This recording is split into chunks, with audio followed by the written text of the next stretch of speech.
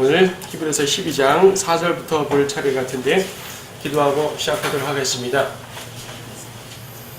거룩하신 주 하나님, 내가 거룩하니 너희도 거룩하라고 저희들에게 요구하신 주님, 저희들의 모든 삶을 통해서 주님께서 원하시는 그 기준에 맞추기를 원합니다.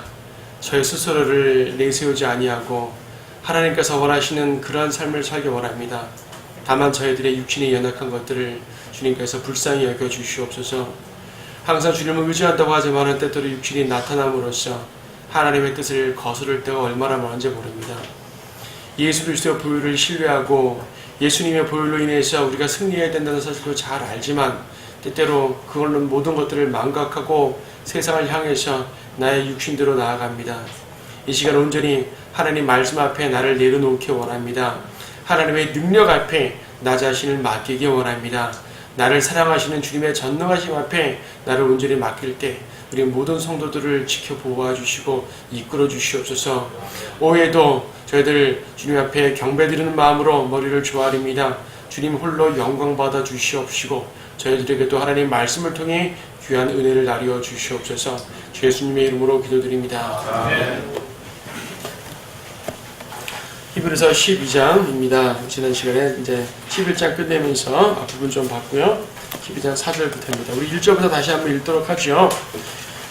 12장 1절. 그러므로 이처럼 많은 구름 같은 증인들이 또한 우리를 둘러싸고 있으니 우리 또한 모든 무거운 것과 쉽게 애워싸는 죄를 벗어버리고 인내로 우리 앞에 놓인 경주를 하자. 그리고 우리 믿음의 창시자의 완성자이신 예수를 바라보자. 그는 자기 앞에 놓인 즐거움을 위하여 십자가를 견디시고 수치를 개의치 아니하시더니 하나님의 보좌 오른편에 앉으셨느니라. 너희가 마음에 지쳐 낙심하지 않기 위하여 자기가 저질러진 죄인들의 그와 같은 모순된 행동을 견뎌내신 그를 깊이 생각하라 그랬습니다. 예수님을 깊이 생각해야 됩니다. 11장을 저는 믿음의 선진들을 쭉 언급한 상태에서 그들을 생각하라는 얘기예요. 그들을 생각하면 우리의 믿음을 더 다잡을 수가 있죠. 하지만 우리의 믿음의 선진들을 생각하는 것보다 더 중요한 것은 믿음의 창시자와 완성자이신 예수님을 생각해야 된다는 것이죠. 다른 믿음의 위인들은요, 예수님이 창시하신 그 믿음을 따라가는 것이, 예수님이 완성하신 그 믿음을 따라가는 것이죠. 결과적으로 우리는 예수님을 따라가게 되면 모든 것들을 이길 수가 있겠죠. 자, 4절부터 봅니다. 너희가 죄와 맞서서 싸울 때 아직 피 흘리기까지는 대항하지 않았으며 라고 합니다. 죄와 맞서서 싸우죠, 여러분. 네, 맞서서 싸울 것입니다. 죄와 맞서서 싸운다는 얘기는요, 여러 가지 의미가 있습니다. 여러분 스스로가 죄를 지을 유혹으로부터 이겨낸다는 말도 돼요, 일단. 여러분은 날마다 죄를 지을 유혹을 받잖아요. 외부적으로도 받고 내부적으로도 받고 그런 것들을 싸워 이기는 것도 포함됩니다. 영적 전쟁의 가장 기본이죠. 또한 이 외부에서 악을 행하는 무리들이 있을 거 아니겠어요? 국가적인 악이든 개인적인 악이든 집단적인 악이든 나에게 향해서 어떤 악한 모습으로 다가올 때 그런 걸 저항하는 모습도 있죠. 혹은 여러 가지 형태로 우리에게 이 악한 일을 행하라고 압박을 가하는 그런 일이 벌어질 수도 있습니다. 그런 것들마저도 맞서 싸우는 것이에요. 자, 어떤 형태든지 간에 죄와 맞서 싸웁니다. 그런데요, 아직 피 흘리기까지는 대항하지 않았으며 라고 말합니다. 지금 히브리서의 이 대상을 놓고 히브리서의 저자가 쭉 서신을 쓸 때 히브리서의 대상들은 피 흘리기까지 대항하지 않은 사람들입니다. 근데 분명 누군가는 교회사를 전체를 볼 때, 그렇죠? 구약성경부터 쭉 볼 때 누군가는 피 흘리기까지 대항했었어요. 죽음을 각오하고 죄와 싸웠다는 얘기입니다. 죽음을 각오하고 싸우다 보니까 정말 죽기도 했었다는 얘기죠. 하지만 대다수의 사람들은 죄와 맞서서 싸우되 아직 피 흘리기까지, 즉 극심한 고난으로 싸우지 않은 사람들이 많습니다.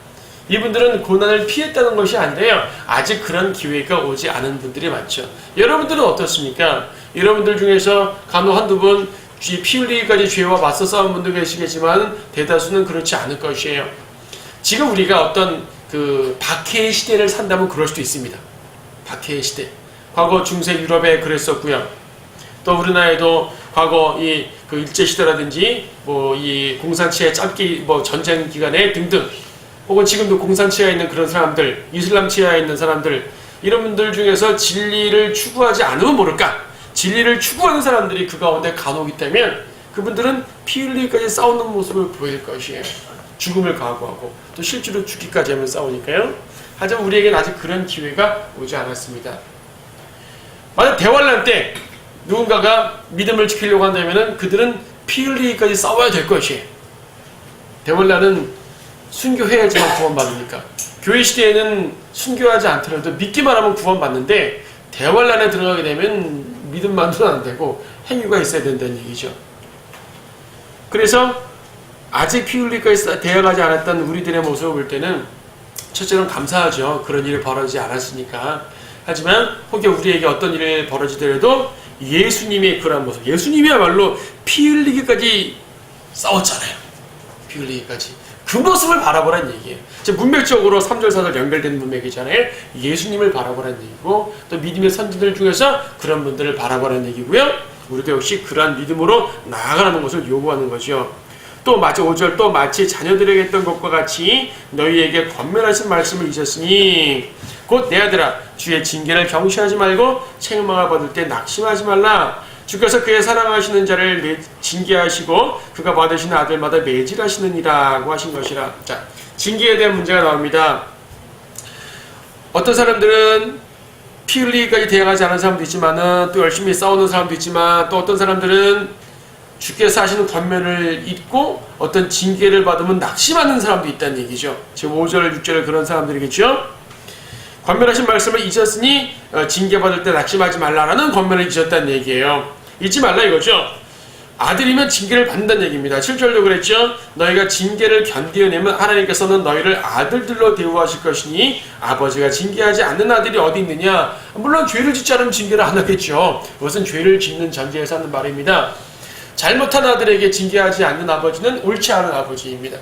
당연히 징계의 정도, 징계의 방법은 서로 다를 수 있겠지만 어떤 형태로든지 간에 징계를 할 것입니다. 영적인 아버지이신 하나님도 마찬가지입니다. 우리가 주님 앞에 어떤 죄를 짓게 되면 그 죄의 경중에 따라서 또 하나님의 그 방법적으로 우리에게 징계하시겠죠. 징계를 대하는 자세가 있는데요. 참 나쁜 자세가 있습니다. 어떤 자세가 있냐면은 거기 경시하는 경우가 있고요. 5절에서 주의 징계를 경시하는 경우가 있고 낙심하는 경우가 있어요. 둘 다 나쁜 자세입니다. 징계를 경시한다는 말은 무엇일까요? 에이, 이 정도 아무것도 아니야. 별거 아니네. 징계 우스군. 징계가 우스운지는 모르겠는데 그 사람은 경시해버렸어요. 때때로 하나님께서 큰 징계가 아니라 가벼운 징계를 주실 때도 있습니다. 정말 별거 아닌 것처럼 주시는 걸 수도 있습니다. 그런데 어떤 사람들은 이것이 징계인 줄 알아요. 다만 크지 않고 가벼워서 감사할 뿐이지 징계인 걸 알게 되면 일단 두렵습니다. 하나님 앞에. 주님, 저에게 가벼운 징계를 주셔서 감사하지만 어쨌든 주님께서 저를 불꽃 같은 눈으로 쳐다보고 계시는군요. 두렵습니다. 다시는 안 그러겠습니다. 주님 뜻 따르겠습니다. 이건 경건한 성도죠. 그런데요, 분명히 자기가 잘못해놓고도 뭐 다른 사람이 당하는 거랑 큰 차이 없네. 이 정도는 이겨나갈 수 있어. 아직 나는 뭐 이게 많아. 이렇게 해버리게 되면 그는 옳지 않다는 얘기죠. 그럼 주님께서 그래? 별거 아니야? 알았어. 이건 어때? 하고 덮여칠 수도 있는 것이죠. 또 한편 어떤 사람들은요 낙심합니다. 낙심해요. 아이고 또 당했네. 또 내가 쓰러졌구나. 낙심하는 것이에요. 경시는 하나님의 이 징계를 크든 작든 무시하는 것이지만요, 낙심은 적어도 무시는 아닙니다. 하나님의 징계를 무시하지는 않습니다. 그런데요, 너무 낙심해가지고 이것을 생각을 안 해버리는 거죠. 이것도 옳지 않죠. 자, 하나님이 징계하시는 목적은요, 우리를 고치시기 위함입니다. 잘못된 아들을 고치셔서 올바로 쓰시기 위한 것이 징계의 목적이지, 쓰러뜨리고 만신창이로 아무것도 하지 못하게 만드는 게 그분의 징계의 목적이 아니죠. 그분의 징계의 목적은 세우는 데 있습니다. 사탄이 우리를 공격하는 것은 쓰러뜨리는 게 목적이고요, 주님이 우리를 치시는 것은 세우는 게 목적입니다. 따끔하게 회초리 쳐가지고 똑바로 서게 하는 것이죠. 그런데 어떤 사람들은 큰 징계를 당하고도 경시하고 있고요, 어떤 사람들은 가벼운 징계를 받고도 낙심하고 있습니다. 곤란합니다. 하나님께서 그렇게 하지 말라 그랬습니다. 우리가 승리하지 못하는 것은요, 여러분 교재도 보시면 우리가 승리하지 못하는 것은 예수님의 본을 깊이 생각하지 않았기 때문이고 또 한편 징계의 말씀을 잊었기 때문이에요. 자, 경시와 낙심, 나쁜 자세죠. 우리가 왜 징계를 받는다고요? 본문에 따르면 아들이기 때문에 받습니다. 8절도 모든 사람이 참여하는 징계를 너희가 받지 않는다면 너희는 사생하여 친아들이 아니라. 예, 아들이기 때문에 받습니다. 아들이 아니면 징계를 받지 않아요. 죄인에게 주시는 심판은 형벌입니다. 아들에게 주시는 심판은 징계입니다. 여러분, 징계와 형벌은 다릅니다. 심판이라는 말은 커다란 범주에서 말하기 때문에 징계도 심판의 일종이고 형벌도 심판의 일종이죠. 지옥도 심판입니다. 우리가 살면서 징계받는 것도 심판입니다. 심판은 심판인데 종류가 다른 심판이죠. 성도들에게 주시는 심판은 징계예요. 그래서 징계는 결코 형벌이 아닙니다. 징계는 결코 다시는 일어나지 못하도록 쓰러뜨리는 것이 아닙니다. 징계는 결코 지옥이 아닙니다. 하지만 지옥은 형벌이라 말하지 지옥을 징계라 말하지는 않습니다. 죄인이 지옥 갔어요. 저는 징계받았다. 아니에요. 형벌 받은 거예요. 영원한 멸망을 받는 거죠. 죄인이 받는 심판과 성도들이 받는 심판은 그래서 다릅니다. 우리가 징계받았다는 얘기는 일단 첫째, 성도라는 사실, 아들이라는 사실에 감사할 수 있죠. 그래서 그리스도인이 받는 심판을 크게 두 가지로 말하잖아요. 살아서 받는 심판과 위에 올라가서 받는 심판. 성도일 경우에. 살아서 받는 심판은 징계입니다. 징계는요, 살아있는 동안 받습니다. 죽어서 하늘나라 갔는데 그때 가서 또 징계 받는 거 아닙니다. 징계는 살아있는 동안 받아요. 여기서 해결하고 가는 겁니다. 그럼 위에서 받는 심판은 뭐냐면 일생 동안 주님을 위해 섬겼던 일들을 계산하는 거죠. 계산. 이걸 그리스도의 심판석이라 말하죠. 그리스도의 심판석은 하늘에서 휴거된 다음에 하늘에서 받습니다. 우리 일생이 주님 안에서 얼마나 신실했는지, 얼마나 주님을 위해 남겼는지 이런 것들을 계산하는 자리로서 이때 상을 받는 사람과 또 책망도 받겠지만은 그것을 징계받는다고 표현하지는 않습니다. 징계는 우리가 살아있는 동안 받는 것들을 말하죠. 반면 구원받지 않은 사람들은 한 번의 심판을 받죠. 바로 100% 심판에서 영원하게 멸망하는 심판입니다. 자, 우리하고는 다른 개념인 것을 알아야 됩니다. 성경에 심판의 종류가 많다 보니까 혼동하는 겁니다. 우리가 받는 심판과 죄인이 받는 심판, 이런 것들을 구분하지 않게 되면 혼동할 수밖에 없겠죠. 9절에 보게 되면 또 우리의 육신의 아버지가 우리를 징계하여도 존중할 뿐을 영들의 아버지께는 더 복종하며 살아야 하지 않겠느냐. 하나님께서 징계할 때는 더욱더 복종하란 말이죠. 10절, 그들은, 육신의 아버지들은 정녕 자기들이 옳다고 생각한 대로 며칠 동안 우리를 징계하였지만 하나님께서는 우리의 유익을 위하시고 또 우리로 그분의 거룩하심에 참여자들이 되도록 하시느니라. 세상의 아버지들은요, 자기들의 생각을 기준으로 징계합니다. 근데 그 생각이 틀릴 때도 있잖아요. 틀릴 때도 있습니다. 그리고 때때로는요, 자기들이 옳다고 생각한 대로, 즉 부모의 유익을 위해서 징계할 때가 많습니다. 자, 때때로 자녀를 막 징계하고 혼내는데 너 그러면 아버지를 욕먹이는 거야, 먹칠하는 거야, 이런 말 많이 하죠. 저도 그런 말을 종종 했지만 가만히 생각해보니까 결과적으로 나를 세우기 위해서 아들을 혼내는 거네? 뭔가 좀 안 맞는 것 같아요. 아니, 그 말은 틀렸다는 말은 아닙니다. 당연히 자녀들은 부모를 세워주고 부모에게 영광을 돌리고 부모가 나로 인해 영예를 얻도록 하는 게 맞기 때문에 당연히 그렇게 책망하는 것은 원리가 틀렸다는 말은 아닌데요. 한편 이것도 역시 육신적인 방법이라는 얘기죠. 근데 하나님께서는 하나님의 영광을 위해서 우리에게 징계한다고 말씀하지 않고, 물론 주님의 영광을 위해서 하시는 게 맞습니다. 결과적으로는 주님의 영광을 위해서 하는 건 맞습니다만은 그분이 우리를 징계하는 직접적인 목적을 보게 되면 우리의 유익을 위해서 징계하시는 것이에요. 우리를 올바로 하기 위해서 징계하시는 것이지, 너 그때로 하게 되면 내가 뭐가 돼! 이런 말씀 안 하신다는 얘기죠. 결과적으로는 주님께 영광 돌리는 게 맞습니다만은 주님은 그 목적을 철저하게 자녀를 위해서 하시는 것입니다. 이게 인간 아버지들과 영의 아버지인 하나님과의 근본적인 차이가 나는 부분입니다. 인간 아버지들은 징계할 때 때때로는 교육의 목적을 벗어나서 자기 분에 차서 징계할 때가 있습니다. 지난번에 한번 비슷한 설교 드린 바도 있죠. 자기 분에 차서 하는 징계는 사실은 합당치 않은 징계죠. 그렇게 분에 찰 만큼 자녀들이 큰 잘못을 저지르는지도 별도의 문제가 되겠지만 하나님께서는 그렇게 하지 않으십니다. 하나님께서는 본인의 분에 차서 자녀를 징계하시는 것이 아니라 자녀를 위해서, 자녀를 거룩하게 하기 위해서 징계하신다고 말씀하시는 거죠. 그래서 지금 10절 끝에도 우리의 유익을 위해 하신다는 말씀과 더불어서 그분의 거룩하심에 참여자들이 되도록 하신다고 말씀하시는데, 거룩하심이라는 것은요, 죄 없는 경건함에 대한 말입니다. 거룩에 반대되는 말은 죄 짓는 걸 말하잖아요. 죄죠, 죄. 거룩에 반대는 죄입니다. 그렇죠? 예. 그러므로 다른 의미의 징계보다도요, 우리가 죄 짓는 개념에서의 징계가 큰 거예요. 어떤 사역을 안 한다는 개념도 중요하지만은, 그것도 불순종하니까 죄지만요, 어떤 일의 개념보다도 죄를 짓는 개념이 징계 쪽에 가까워. 징계의 개념이 큰 거예요. 무슨 말씀인지 아시겠죠? 내가 일을 많이 하고 일을 더 적게 하고 사역을 충실하고 덜 충실하고 더 많이 하고 적게 하고 이 개념보다도 우리가 죄를 지면 징계하게 되어 있는 것이에요. 죄를 짓게 되면 하나님의 거룩하심에 참여자가 되지 못하기 때문에, 주님은 우리의 거룩하심을 원하기 때문에 죄를 짓는 것은 주님께 못 참는 거예요. 너 또 왜 죄 졌어? 그럼 거룩하지 못하잖아 이거죠. 하나님은 우리의 거룩함을 위해서, 우리의 유익을 위해서, 영적 유익을 위해서 징계하시는 것입니다.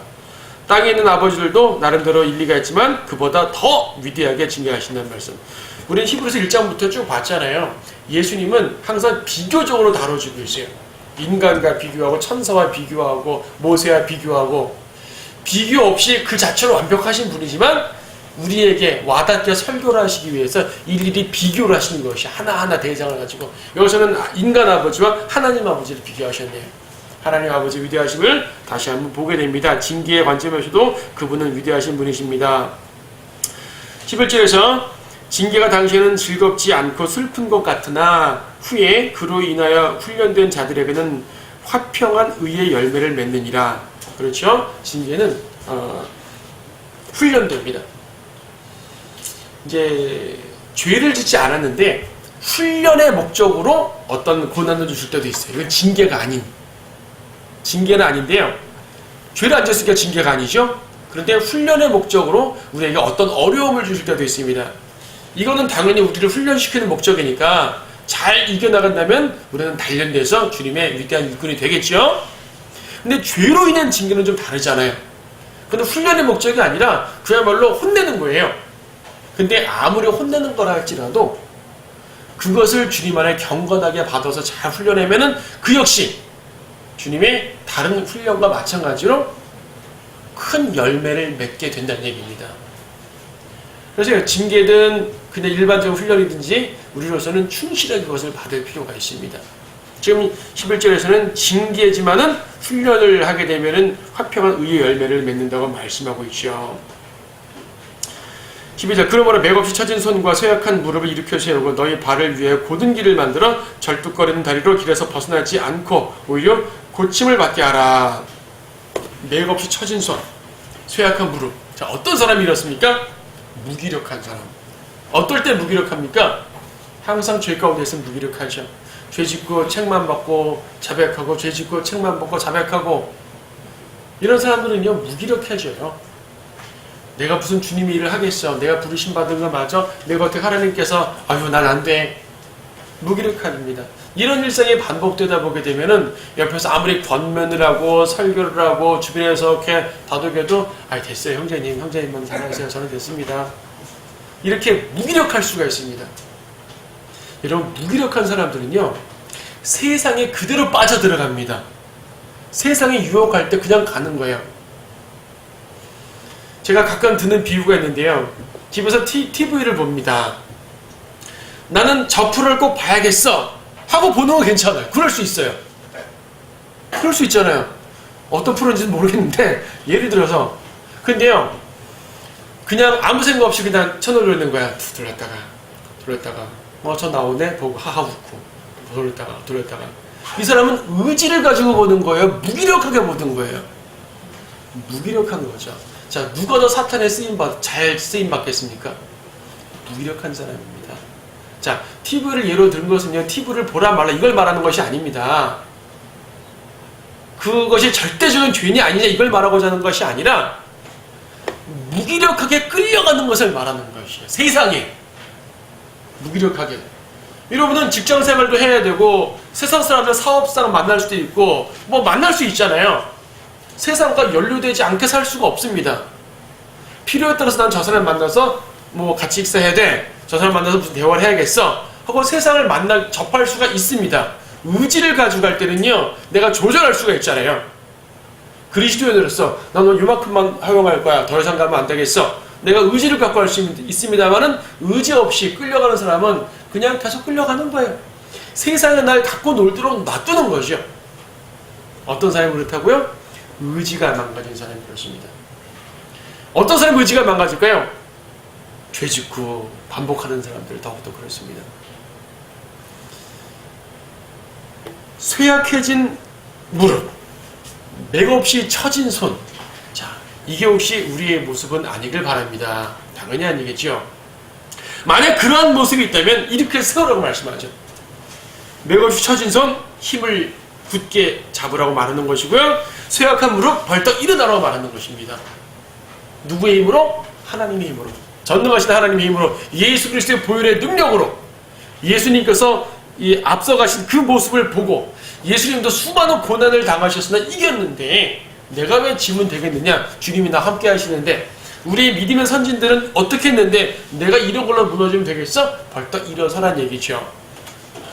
마귀의 시험과 하나님의 징계의 차이가 뭐라고요? 하나님의 징계는 세우는 데 있고요. 마귀의 시험은 쓰러뜨리는 데 목적이 있습니다. 똑같은 이 시험이라도요, 이게 하나님께로부터 오는가 마귀로부터 오는가 알고 싶으면은 나를 쓰러뜨리려는 목적인지 나를 세우기 위해서 약간 어려움을 주셔서 힘을 길르게 하시는 건지를 보면 압니다. 죄를 짓도록 유혹하는 것은 100% 마귀 시험이에요. 하나님께서 나에게 이것을 이기나 안 이기나 보기 위해서 힘을 주시나 보다. 하나님은 죄를 짓도록 시험을 유도하지 절대 않습니다. 죄를 짓도록 유혹하지 않습니다.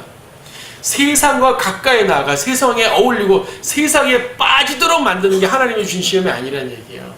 마귀가 주는 시험이죠. 하지만 마귀가 주는 시험도 이기면은 강건하게 되는 겁니다. 쓰러지면 안 됩니다. 쓰러져도 벌떡 일어서라는 얘기죠. 우리말에 7.8기란 말이 있는 것처럼요, 쓰러지면 일어나야 됩니다. 힘든데요? 내가 또 어떻게 부끄럽게 또 일어납니까? 분명히 내가 어제도 이 죄를 짓고 자백했는데 오늘 또 죄 지었네요. 어떻게 일어날 수 있죠? 이거는 하나님께 부끄러워서 도대체 고개를 들지 못하겠어요. 그래도 일어나라는 얘기입니다. 그래도 자백하라는 얘기입니다. 엊그저께 또 자백했고 또 죄 지었는데요. 그래도 자백하라는 얘기죠. 다만 진심으로. 나 분명히 앞으로 또 죄 질 것 같아. 지금 내가 자백을 하겠지만 앞으로 또 죄 질 것 같은데요. 그건 그거고 지금은 하는 얘기예요. 다만 진심으로. 앞으로 또 하는 건 둘째치고 적어도 지금은 앞으로 절대 하지 않겠다는 그 강력한 의지를 가지고 자백하는 얘기죠. 그럼 용서하시는 거지. 그런데 만약에 무기력해서 앞으로 그렇게 뻔해 이런 등등의 이유로 자백하지 않고 지나잖아요. 내가 죄를 짓고 자백하는 그 기간이 길수록 누구에게 손해일까요? 저한테 손해입니다. 죄를 짓고 자백하는 기간이 짧을수록 저한테 유익입니다. 어떻게 죄 짓고 바로 자백해 뻔뻔하게. 하나님 뻔뻔하다 말하지 않으셨습니다. 빨리 자백하라 그러셨죠. 쓰러지고 어떻게 곧바로 일어납니까? 쓰러지니까 일어나야죠. 여러분, 죄진 것을 부끄러워하죠. 당연히 죄진 거 부끄러워하셔야죠. 그런데요, 커다란 영적인 견지에서 말하면 죄 한 번 졌다는 것은요, 본토시합에서 한 대 맞았다는 말밖에 안 돼요. 그렇죠? 사탄과 내가 네 위에 싸우는데 한 대 맞았어요. 권투하다 보면 맞을 수도 있는 거 아니겠어요? 맞았다고 해가지고 내가 죄 졌네 맞았네 하고 무너지면 안 되잖아요. 맞았으면 때리면 돼요. 순간적으로 넘어졌습니다. 벌떡 일어나면 돼요. 근데 이것이 내가 죄 졌네, 난 이거밖에 안 되는 사람이야 하고 무너져 버리게 되면 그 사람은 권투할 자격이 없는 사람인 것이죠. 링에 올라갈 자격이 없는 것입니다. 주님은 우리에게 링에 올려 세워주셨습니다. 자, 내가 죄 한 번 졌다는 것은요, 사탄한테 한 번 맞고 한 번 쓰러졌다는 것밖에 안 돼요. 일어서란 얘기입니다. 바로 잡혀가고 괜찮습니다.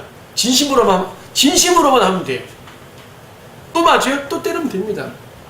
우리의 믿음의 여정은 깁니다. 끝까지 최후의 승리를 누가 하느냐가 중요한 것이죠.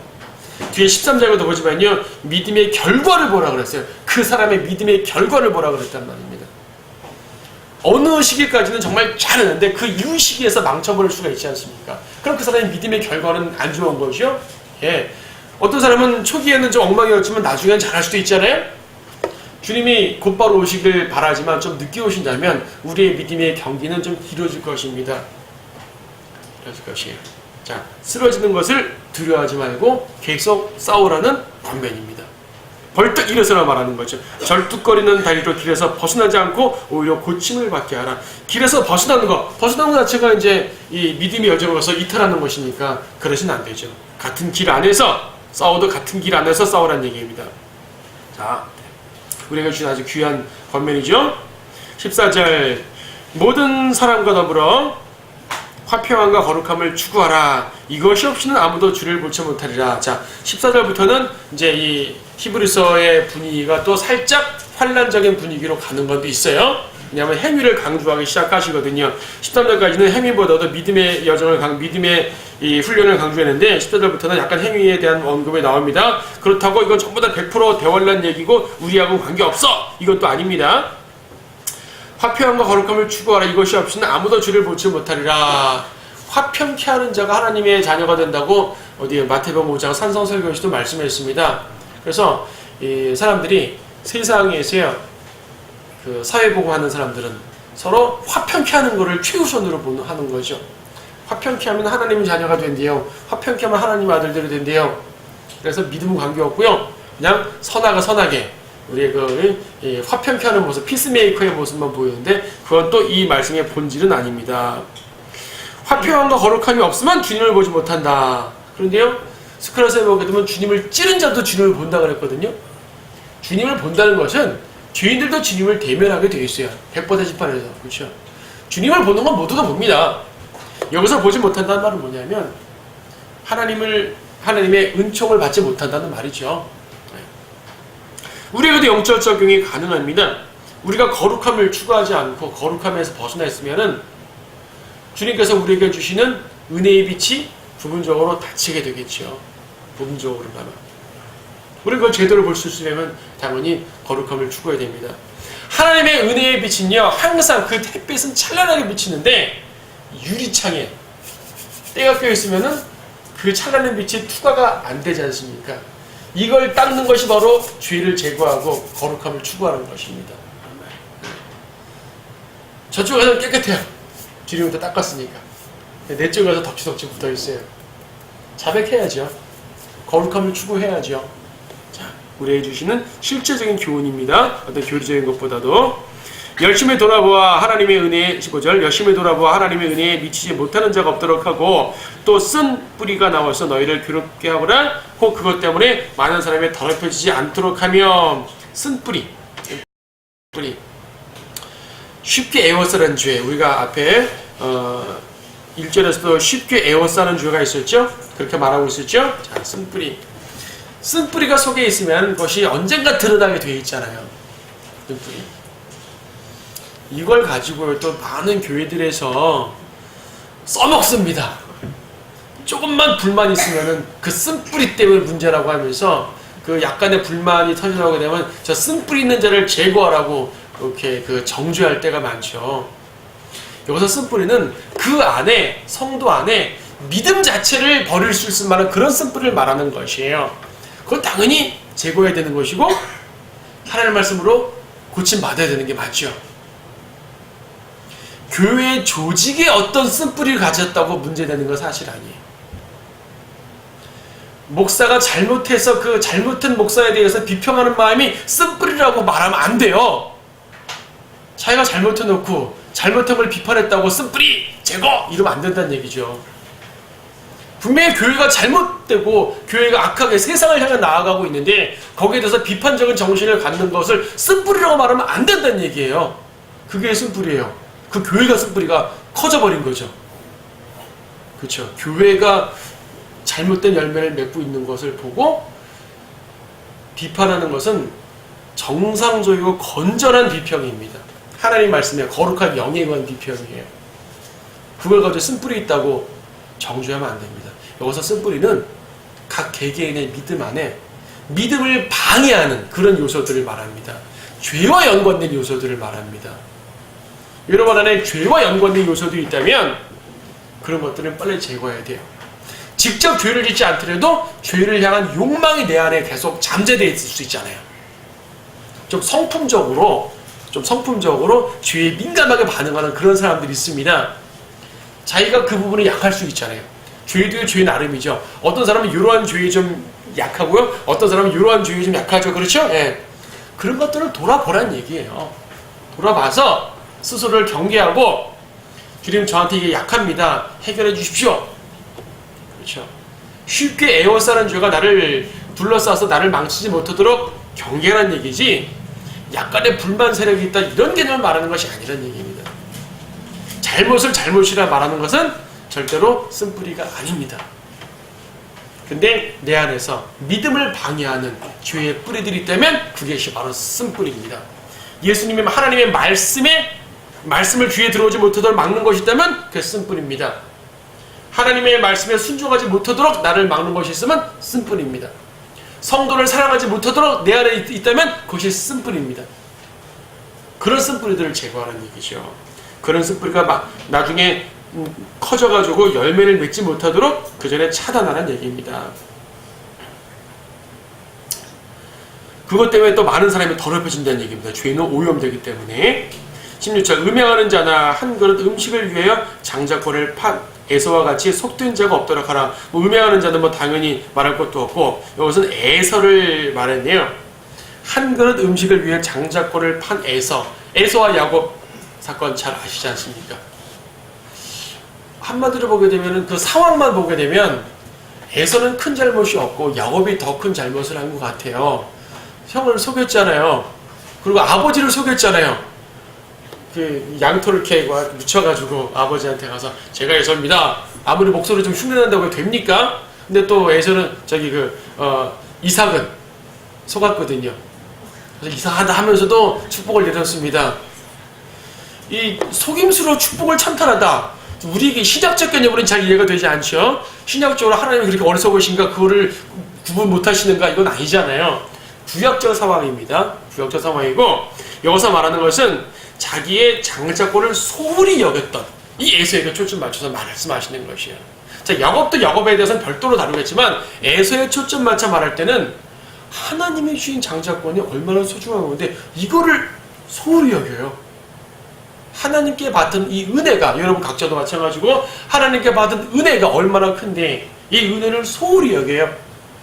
하나님께로부터 받은 그 은사와 재능과 또 나의 재산과 나의 모든 것들 이 모든 것들이 얼마나 귀한데 이 성품들까지도 귀한데 이것을 세상을 위해 사용해버려요. 그렇지 말란 얘기죠. 세상을 위해 사용해버리게 되면 그것이 심해지게 되면 더 이상 하나님을 위해 사용하지 않게 될 때가 있습니다. 우리 오전에도 우리 도구가 주님께 드리라고 했는데 이 도구란 얘기는 주님께서 원할 때 쓰시기 위해 마련해 놓은 게 도구거든요. 근데 도구가요 하나님께 쓰지 않고 그 자기의 그 잘 단련된 모습을 이제 재능이라고 한다면 세상을 위해 써버렸단 말입니다. 주님께서 보시기에 이건 내가 쓸 도구인데 딴 사람이 쓰고 있네? 안 되지 않습니까? 그래서 한 그릇 음식을 위해서 장자권을 판 에서는 속된 자라고 표현하고 있습니다. 속된 자. 17절 너희가 아는 바와 같이 그 후 그가 축복을 유업으로 받으려고 했을 때 거절당하였으며 눈물로 간절히 구하였지만 회개의 기회를 얻지 못하였느니라. 지난번도 그런 설교 드린 적이 있었죠? 회개해도 기회를 얻지 못하는 사람. 그렇죠? 기회가 지난 다음에 이미 심판이 내려진 다음에 회개하면 안 된다 그랬습니다. 에서도요 회개의 기회를 얻지 못하게 되어버린 상태에서 이미 다 끝난 다음에 나에게도 축복해 주십시오. 나에게도 축복해 주십시오. 줄 게 없다는 얘기입니다. 그렇죠? 하나님 안에서 받은 걸 소중히 간직하십시오. 여러분이 받은 것이 무엇입니까? 구원? 구원은 근데 여러분이 소홀히 하든 소홀히 안 하든 그거는 버릴 수가 없으니까 어쩔 수 없어요. 구원에 대해서만큼은 안심하셔도 됩니다. 여러분이 소홀히 여긴다 하더라도 그 구원이 취소되지는 않습니다. 하지만 구원 이후의 모든 것들, 구원 이후에 여러분이 받은 모든 주님 은혜 받은 축복들, 이런 모든 것들은요, 여러분이 속되게 간직하게 되면은 주님께서 가져갈 수도 있습니다. 구원 이후에는 다 가져가실 수가 있어요. 그러므로 그렇게 되지 않도록 주님 안에서 자신을 다잡으라는 말씀입니다. 자, 영적인 적용드렸죠. 18절 너희가 이른 곳은 손으로 만져볼 수 있는 불붙은 산도 아니요 캄캄함과 어둠과 폭풍과 나팔 소리와 말하는 음성이 있는 산도 아니니라. 그 음성을 들은 자들은 자기들에게 더 말씀하시지 않기를 간구하였느니라. 자, 여기서부터는요, 우리가 궁극적으로 도달해야 될 곳, 하늘의 백성으로서, 그리고 과거 이스라엘 백성, 육신에 속한 이스라엘 백성, 이 둘을 비교하는 것입니다. 지금 말하는 것이 시내산 모습이에요. 시내산. 출애굽기 19장 20장에서 모세가 율법을 받들어 처음 시내산에 갔을 때 하나님께서는 백성을 올라오지 못하도록 막으라 그러셨습니다. 백성들이 함부로 올라오면 막 여기저기서 화살이 팍팍 튀어나와서 죽인다고 그랬습니다. 지진도 나고요. 불타고요. 하나님의 임재 앞에 함부로 오지 말라고 그랬습니다. 모세 너만 올라와 그랬죠. 모세를 중재자, 중보자로 삼으신 모습입니다. 그 장면 너무나 무섭습니다. 근데 이스라엘은 그 신의 산에서 율법을 받았고요. 이스라엘은 그 신의 산의 백성인 거예요. 말하자면 율법의 백성이니까. 아무리 무서워도 그들이 이른 곳은 바로 그런 곳이에요. 그들은 무서운 하나님을 대하는 사람들입니다. 무서운 하나님을 대하는 사람들이에요. 근데 너희가 이른 곳은 이런 곳이 아니니라 라는 것이죠. 그렇죠? 18절 너희가 이른 곳은 이러이러한 곳이 아니니라 그랬잖아요. 시내산의 그 무서운 곳이 아닙니다. 그곳은 어떤 곳이었냐면 그 음성을 들은 자들은 자기들에게 더 이상 말씀하지 않기를 간구했느니라. 백성들도 너무나 무서워서 모세요, 하나님이 직접 우리에게 말씀하지 않도록 하십시오. 하나님이 당신을 통해 말씀하시는 게 좋겠습니다. 직접 들으는 게 너무 무섭습니다. 20절 이는 그들이 만일 들짐승이라도 그 산에 닿는다면 돌에 맞거나 화살에 맞으리라는 명령을 견뎌내지 못함이라. 그 광경이 그처럼 무섭기에 모세도 말하기를 내가 심히 두렵고 떨린다 하였느니라. 모세 스스로도 두렵고 떨린다 말했습니다. 바로 그런 곳, 이스라엘은 그런 곳에 이르렀는데 그곳에서 하나님이 말씀을 받았는데 율법도 그렇게 받았습니다. 그런데 22절 그러나 너희가 이룬 곳은 그 말이죠. 너희는 시온산과 살아계신 하나님의 도성인 하늘의 예루살렘과 무수한 천사들과 하늘에 기록된 첫째로 난 자의 총회와 교회 모든 것의 심판자이신 하나님과 온전하게 된 의인들의 영들과 새 언약의 중보자이신 예수와 아벨의 피보다 더욱 좋은 것을 말하는 뿌리는 피에 이르렀느니라. 자, 우리가 이르는 곳과 그들이 이르는 곳을 비교해 보십시오. 그들이 다다른 곳은 참 무서운 곳인데 우리가 다다른 곳은 어떤 곳입니까? 첫째로 시온산입니다. 여기서 시온산은 땅의 시온이 아니라 하늘의 시온이죠. 성경에서 시온은 두 종류입니다. 땅의 시온, 이스라엘 땅, 예루살렘에 있는 그 시온. 이제 이스라엘 예루살렘 자체가 꽤 커졌지만 원래 최초의 예루살렘은 다윗이 차지했던 시온산이란 말입니다. 시온산. 그리고 솔로몬을 좀 확장해가지고 성전 지었고요. 그다음 또 확장되고 좀 더 확장되고 좀 확장돼서 성벽이 이루어졌는데, 그래서 이제 시온이라는 곳은 이 전체 예루살렘 중에서 동남쪽에 있는 조그만 언덕이에요. 하지만은 시온이라는 말이 예루살렘 전체를 가리키는 말이 되겠죠. 그래서 우리가 구약 가서 시온 하게 되면 예루살렘 성 자체를 시온이라고 합니다. 그런데 우리에게는 신약 성경에서는 하늘의 도성도 시온이라고 그래요. 즉 시온은 두 종류죠. 땅의 시온과 하늘의 시온. 그럼 여기서 말하는 시온은 땅의 시온이겠어요? 하늘의 시온이겠어요? 22절 앞부분에 시온산만 갖고 보니까 잘 모르겠는데 이어지는 내용 보니까 살아계신 하나님의 도성은 하늘의 예루살렘이라고 말한 것을 보니 하늘의 시온을 말하는 거겠죠. 하늘의 시온. 살아계신 하나님의 도성이라고 말했습니다. 여러분 시편 48편 말씀 잠깐 보시면요.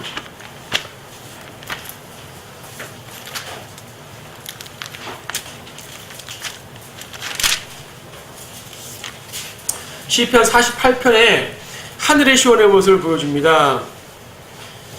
주는 위대하시니 우리 하나님의 도성과 그의 거룩한 산에서 크게 찬양을 받으시리로다. 북편에 있는 위대한 왕의 도성 시온산은 그 자리 잡은 곳이 아름다움이 온 땅의 기쁨이니.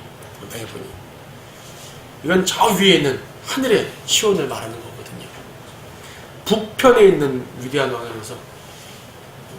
이 예루살렘에 있는 사람들이 북편이라고 또 말할 이유가 없잖아요. 자기네가 있는 곳인데 이건 또 다른 북쪽. 지구의 북극. 이 북쪽을 향해 우주로 쭉 나가게 되면 그 진짜 북쪽의 끄트머리. 우리 주님 이 하늘의 시온의 위치를 북쪽이라고 성경을 표현하지 않아요? 하늘의 시온산을 말합니다. 하늘의 시온산은요 아름답습니다. 이 세상에 아름답다 말하는 수많은 것들이지만은 온 땅이 아름다운 모든 것들을 합쳐도 그 시온의 아름다움을 따라갈 수가 없습니다. 그 아름다움. 우리가 그곳에 다다를 곳입니다. 자, 하늘의 예루살렘이라고 그러죠. 역시 예루살렘도 둘입니다. 땅의 예루살렘과 하늘의 예루살렘. 이 하늘의 예루살렘을 새 예루살렘이라고 말하죠. 새 예루살렘. 계시록 21장 보면 새 예루살렘 나오잖아요.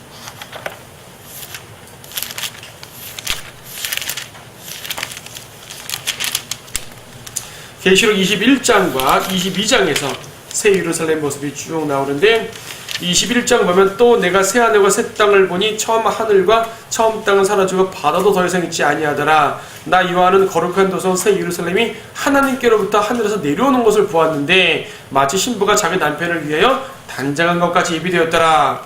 여기서 새 예루살렘이 하늘로부터 내려온다고 합니다. 그런데 21장 1절에 있는 것처럼 새 하늘과 새 땅이라고 합니다. 그래서 이것은 이 천년왕국 끝난 다음에 영원 세계에 이 땅에 내려오는 것이에요. 자, 계시록 21장 보니까 영원 세계에 새 예루살렘이 이 땅으로 내려온다고 말했지 영원 세계에 생긴다고 말한 건 아니에요. 이미 그것은 하늘에 있는 것입니다. 왜냐하면 히브리서 12장 22절에 이미 하늘의 예루살렘에 우리가 이르렀다고 하고 있는 걸 보니 하늘에 있는 것이죠. 그것이 하늘에 간직되어 있다가 영원 세계에는 땅으로 내려오는 것이에요. 내려옵니다. 아직은 위에 있는 것이죠. 네, 위에 있는 것입니다. 그래서 예수님께서 이 요한복음 14장 보게 되면 내가 처소를 마련하러 가노라 그러셨죠. 위에 올라가시는 것이죠. 주님께서 승천하시면은 우리를 위해 처소를 짓는다고 말씀하셨습니다. 대저택입니다. 우리가 갈 곳이죠. 말하자면 새 예루살렘의 핵심부 같은 것이에요. 여기에 누가 갑니까? 구원받은 성도들이 가죠. 누가 집니까? 예수님이 지죠. 우리가 짓습니까? 아니죠. 간혹 사람들이 오해합니다. 우리의 기도와 헌신과 열심으로 하늘에 우리 집에 재료가 쌓인다. 여러분 그런 말 많이 하잖아요. 우리의 기도가 하늘에 내 집의 재료입니다. 그건 100% 거짓말입니다. 이 고린도서 3장에 보게 되면은 우리가 건축물을 짓는 것 같은 표현하는데 그것은 비유적인 말씀이에요. 우리가 지상에서 주님을 섬기는 것을 건물로 비유해서 그것을 불 가운데 집어넣었더니 금과 은과 보석으로 나오고 나무와 지푸라기로 나온다는 말씀이죠. 하늘에 있는 집은요 문자적인 집이에요. 그걸 주님이 만듭니다. 이건 행위에 따라가는 것이 아니라 구원받은 성도는 모두가 갑니다. 그러므로 저 하늘 새 예루살렘에 있는 하늘 예루살렘에 있는 여러분의 거처는 여러분이 열심히 믿고 헌신을 많이 하고 봉사를 많이 하고 적게 하는 거 관계없이 똑같습니다. 똑같아요. 하늘에서까지 차별했으면 되겠습니까, 여러분? 그런데 지상에 내려와 천년 왕국의 통치자로 내려오게 되면 천년 왕국은 지상이죠. 새 예루살렘은 하늘에 있는 것이고 천년 왕국은 지상이에요. 주님이 이 땅에 재림하셔서 이 땅을 문자적으로 다스립니다. 새 예루살렘이 아니라 땅의 예루살렘, 하늘 시온이 아니라 땅의 시온을 차지하십니다. 온 땅을 차지하십니다. 이때 우리에게 10성읍 다스리고 5성읍 다스리고 하는 이 부분은 행위에 따라 달라집니다. 분명 어떤 성도들은 10성읍 다스릴 것이에요. 10문화 남겼으니까. 그렇죠? 어떤 성도는 5문화 남겨가지고 5성읍 다스릴 것이에요. 어떤 분은 소수원에 고여 있어서 아무것도 안 남겨가지고 뭐 다스릴 성읍이 없는 분도 생길 것이에요. 이건 어디에서요? 지상에서. 천인왕국에서. 그래서 천인왕국과 새 예루살렘을 구분하지 못하면 말이 이상해 버리는 것이에요. 어디서는 10성읍, 5성읍 구별해 놓고 어디서는 우리가 모두 받는다 그러고 어떤 사람은 면류관을 몇 개 받고 적게 받고 많이 받고 혼동스럽잖아요. 하늘 새 예루살렘에서는 동일합니다. 그는 우리가 행위로 얻는 유업이 아니라 믿음으로 얻는 유업이기 때문에. 하지만 지상에서 얻는 유업들은 행위로 얻는 유업이에요. 천년왕국에서의 유업은 사람마다 다릅니다. 어떤 분은 정말로 큰 지역 다스릴 것입니다. 어떤 분은 잘 못 다스릴 것입니다. 여러분의 주님을 위해 섬김에 따라서 달라집니다. 자, 계시록을 잠깐 참조해 보았고요. 다시 히브리서로 넘어가게 되면은 그래서 하늘과 땅을 구분해야 된다는 얘기죠. 예, 하늘의 예루살렘과 무수한 천사들과 왜 거기 무수한 천사들이 있잖아요. 하늘에 23절 하늘에 기록된 첫째로 난 자의 총회와 교회. 자, 이것은 이제 교회를 말하는 거죠. 성도들의 모든 교회, 각각 지역 교회를 말하는 것이 아니라 구원받은 모든 성도들의 그 집단적인 모습을 묘사한 겁니다. 모든 것의 심판자이신 하나님 계시죠. 온전하게 된 의인들의 영들 있겠죠. 새 언약의 중보자이신 예수 당연히 그곳에 계시죠. 다른 게 다 있어도 예수님이 없으면 소용없는 곳이에요. 하늘나라가 너무나 좋고 완벽하고 깨끗하고 정말 다 모든 게 다 있지만 예수님이 없으면 그곳은 하늘나라가 아니죠. 다른 게 아무것도 없어도 주님이 계신 곳이 하늘나라인 것이니까. 그래서 예수님이 핵심입니다. 아벨의 피보다 더욱 좋은 것을 말하는 뿌리는 피에 이르렀느니라. 여기서 피를 강조합니다. 우리는 피로써 들어가는 것이에요. 예수님도 그분의 피로써 하늘에 올라가셨고 우리도 피로써 올라갑니다. 내 피 아니요, 예수 그리스도의 피. 자, 그러니까 우리의 위치가 이스라엘 위치보다 얼마나 큰 차이가 나는 얘기예요. 그들의 본질은 땅의 신의 산인데 시내 산인데 우리는 하늘의 시온 산이에요. 어떤 위치도 다르고 지위도 다르고요, 영광도 다르고요. 일단 우리는 그리스도의 신부잖아요. 그리스도의 몸이잖아요. 구약성도 그리스도의 신부 아닙니다. 아브라함, 다윗 아무리 훌륭해도 그분들은 그리스도의 백성이지 그리스도의 신부가 아니에요. 그리스도의 몸이 아니에요. 그리스도의 몸은 십자가의 피로 구원받은 신약성도만 해당된다는 말입니다. 또 그분들이 구원받지 않았단 말 아니잖아요. 그분들도 영광스러운 위치에 있고요. 그분들도 하나님 안에서 매우 위대한 영광이 있을 것입니다만은 우리의 지위와는 또 다르다는 개념입니다. 자, 25절 너희는 말씀하시는 그분을 거절하지 말라. 그들이 땅에서 말씀하신 분을 거역하고서도 피하지 못하였거늘 하물며 우리가 하늘에서 말씀하시는 그분으로부터 돌아선다면 어찌 더 피할 수 있겠느냐. 자, 일종의 경고의 말씀이죠. 그때는 그분의 음성이 땅을 뒤흔들었거니와 이제는 그분께서 약속하여 말씀하시기를 내가 또 한번 땅뿐만 아니라 하늘까지도 뒤흔들리라. 과거에 출애굽 때 시내산에서는요 정말로 지진이 날 정도로 땅이 흔들렸었습니다. 그런데 주님은 앞으로 한 번 더 흔들리라고 말씀하십니다. 학개서에서 인용된 말씀인데 앞으로 또 한 번 뒤흔들리라. 언제 뒤흔든단 말이겠어요? 재림 때 한 번 더 뒤흔들 겁니다. 그렇다면 이 본문은 자연스럽게 환난 성도들이 하는 말씀이 되겠죠. 우리는 그 전에 위로 올라가니까 환난 때 남은 사람들은 이러한 출애굽 같은 그런 시내산 모습을 볼 텐데 출애굽 때는 그 산만 흔들렸죠. 여기는 산뿐만 아니라 하늘까지도 뒤흔든다고 말합니다. 정말 무서운 때입니다. 생각해보세요. 주님이 재림하시면서 천지를 흔들면서 오실 텐데 흰말 타시고 저 흰 성도들의 무리와 함께 저 하늘로부터 땅까지 우주를 달려올 거 아니겠어요? 흰말로 우주를 달리는 흰말.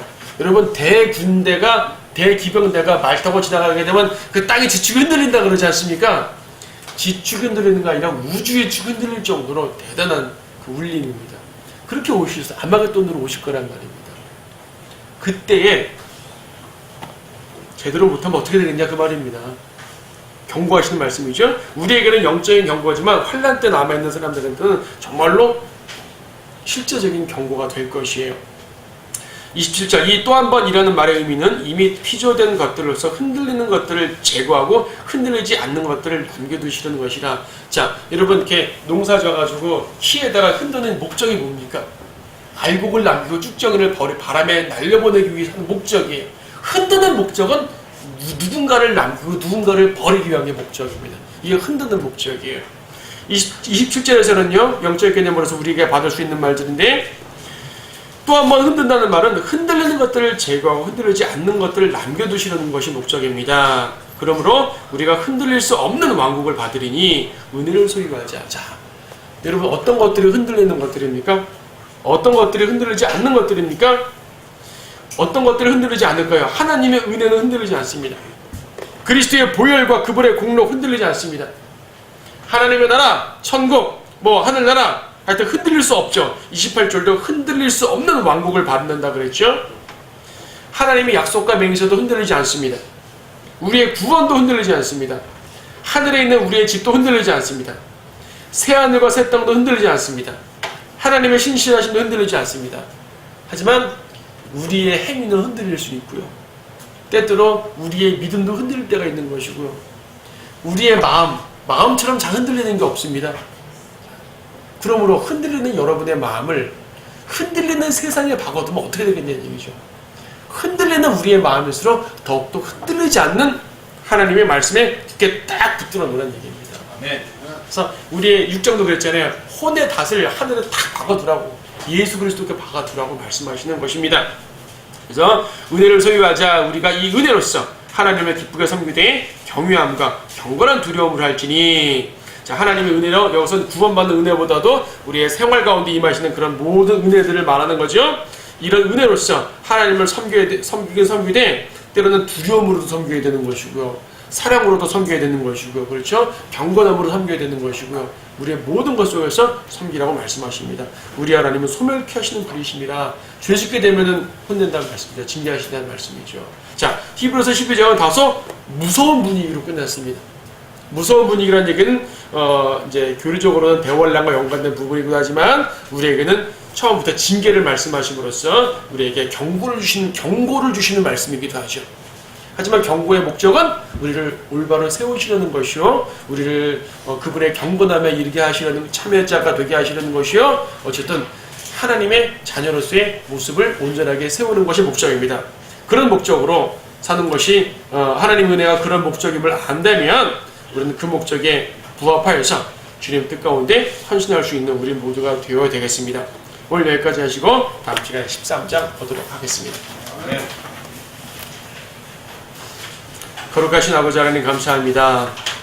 오늘 우리는 하나님의 말씀을 통해서 준엄하신 하나님의 심판의 모습도 보았고 또 우리를 향하신 하나님의 은혜의 깊으신 모습도 보았습니다. 저희들 하나님의 말씀을 따라서 주님의 뜻을 따라 온전하게 섬길 수 있도록 도와주시옵소서. 우리의 마음을 흔들리는 세상에 박아놓지 말고 흔들리지 않는 하나님의 말씀에 굳게 박음으로써, 흔들리지 않는 예수 그리스도께 굳게 우리의 혼의 닷을 박아놓음으로써 주님 안에 안전하게 거할 수 있도록 도와주시옵소서. 세상은 저희를 자꾸 넘어뜨리려고 하고 쓰러뜨리려고 합니다. 하지만 주님께서 그때그때마다 우리를 세워주십니다. 주님의 은혜에 감사하고 그 은혜로서 또 새로운 한 주를 살 수 있도록 도와주시옵소서. 주 예수 그리스도 이름으로 기도드립니다. 아멘.